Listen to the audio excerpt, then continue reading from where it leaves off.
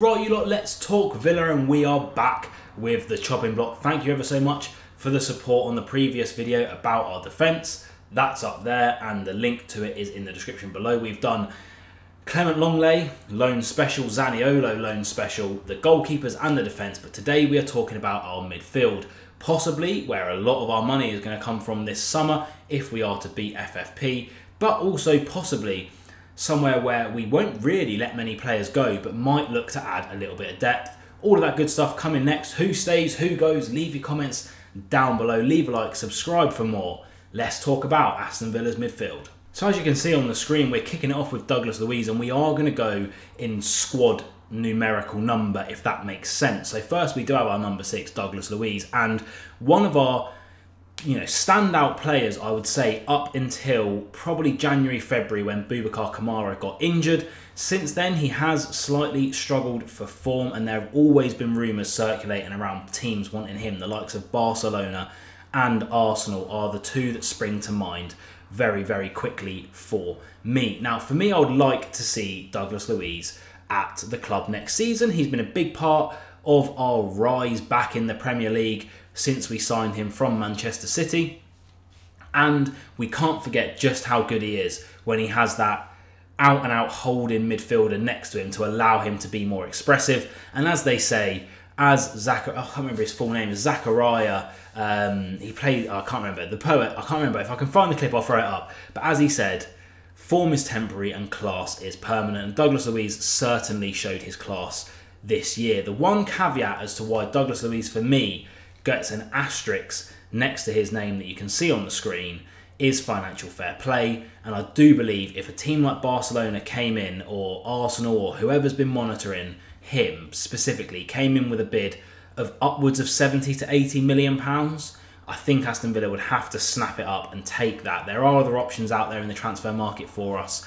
We are having to bolster and strengthen a squad here. I think if there's a ridiculous offer for Douglas Luiz, I do think he might be a player that might be let go, but me personally, I would like to see him stay. We move on to John McGinn, our captain. He's untouchable. He'll be here next season. He has had a bit of a mixed bag of a season, but whenever we've needed him, he has been there to drag us through the mud. He never stops running, and he never stops twerking on his defenders. And I want to see that bunda in the Champions League next year. So big booty John McGinn, of course he stays. I think he's going to be pivotal next season. His attitude, his enthusiasm for the club, and the effort and pure passion that he shows on the pitch means he has to stay for me. We move on to a player that at the start of the season and his first few appearances for the club, I think people were questioning why on earth we even signed him, and that is Youri Tielemans. But for me, he's gone on to be one of our most crucial players this season, and I can't wait to see him in the Champions League next year. Towards the end of the season, I actually thought he was one of our standout players, and we missed him very, very sorely when he had that couple of weeks out injured. So Youri Tielemans for me absolutely has to stay. He has really, really impressed me this year. And then we have our number 10. Did you forget about him? Of course not. It's our man. He came from Argentina. It is Emiliano Buendia. Really excited to see what he can do from the right-hand side of this midfield, or even in that split striker role under Emery next season. Obviously, the form of Leon Bailey and the fact that we've bought Moussa Diaby in might mean that he's slightly shuffled down the pecking order, but I think he needs to be given till at least January. I'll be honest, I know we're going off of nostalgia here and how good he's been for us in the past.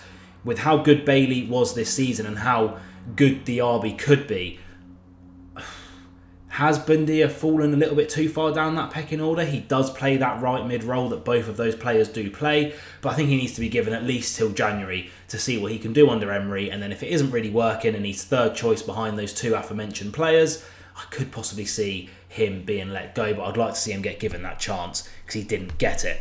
Next up is the man we just spoke about, Moussa Diaby. Absolutely, he's going to stay at the club. Recently purchased for upwards of 40 million. It hasn't really worked for him this season. He showed spates and bouts of being the player that we all know that he can be and the player that he was at Bayer Leverkusen, but again, hasn't really hit the ground running, but neither did Leon Bailey.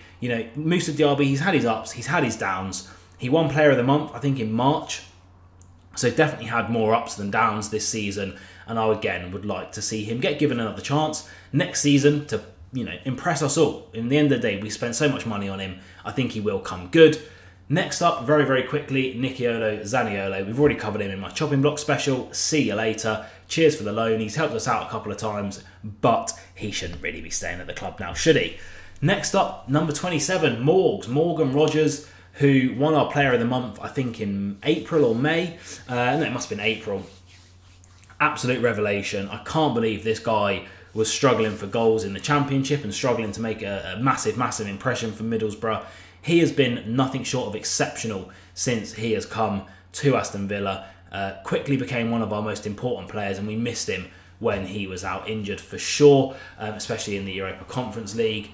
Absolutely buzzing for him. I think his progression is second to none, and I'm really excited for him next season. He can't go anywhere. And then another untouchable straight away, probably our second best player this season, and that is Leon Bailey. Absolutely wonderful season for him. His turnaround in form has been nothing short of magnificent. Like I say, probably one of our most important players this season, definitely top 3 most important players for us, and I'm really, really excited to him to have a full rehab of his knee, to have a full summer in camp under Emery and see what he can do next season. I think he's just going to go strength to strength, and I think he's so vital. The way he progresses the ball, the way he's not afraid to take on a man. I'm here. I'm all in on Leon Bailey. And then we move on probably to the most controversial one of this video, and that is Jacob Ramsey.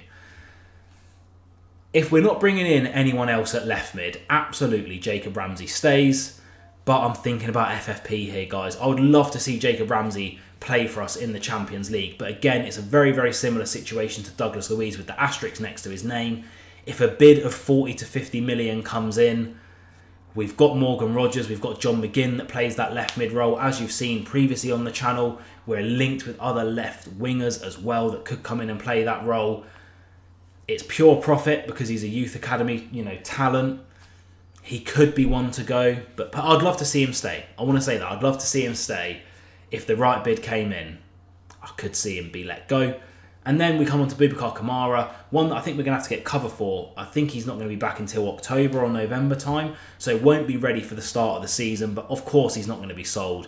Him and Douglas Luiz in the midfield, you literally never had any panics going into a game. He's so solid defensively. He does the simple things with absolute ease, and I think he'll be a very, very important player, especially to our squad depth, to allow those other players the freedom of being a bit more of a progressive 8 whilst he plays the 6. And I was really, really impressed with him this season. I think we missed him dearly when he was injured. And then finally, Tim Arogbenham, currently breaking through the ranks. It seems like Emery firmly has him in his plans this season. However, we are linked with the likes of Ross Barkley, the likes of Carlos Soler, who can also play centre mid.